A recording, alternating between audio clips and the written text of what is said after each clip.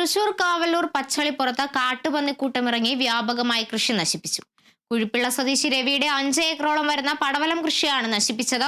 മാസങ്ങളായി പ്രദേശത്ത് കാട്ടുപന്നി ശല്യം രൂക്ഷമാണെന്നും അധികൃതർ നടപടി സ്വീകരിക്കണമെന്നും കർഷകർ ആവശ്യപ്പെട്ടു.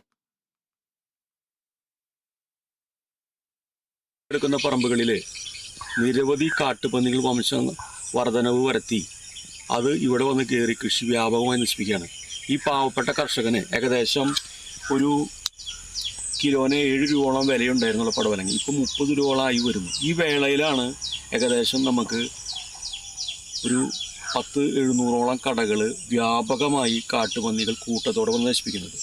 ഇദ്ദേഹത്തിന് കൃഷിഭവൻ്റെ ഭാഗത്തുനിന്നോ സർക്കാരിൻ്റെ ഭാഗത്തുനിന്നോ സാമ്പത്തിക സഹായം ചെയ്യണമെന്നും കൂടാതെ നമ്മൾക്ക് ഗ്രാമപഞ്ചായത്തിൽ നിന്ന് കൂടുതൽ ഷൂട്ടർമാരെ വെച്ചുകൊണ്ട് കവിത കർഷക കൂട്ടായ്മയുടെ നേതൃത്വത്തിൽ നിരവധി പ്രവർത്തനം നടത്തുന്നുണ്ടെങ്കിലും കൂടുതൽ ശക്തമായിട്ടുള്ള രീതിയിൽ പ്രവർത്തനം നടത്തണമെന്ന് കവിത ആർട്സ് ആൻഡ് സ്പോർട്സ് ക്ലബ്ബും അതുപോലെ തന്നെ കവിത കർഷക കൂട്ടായ്മയും ആവശ്യപ്പെടുകയാണ്.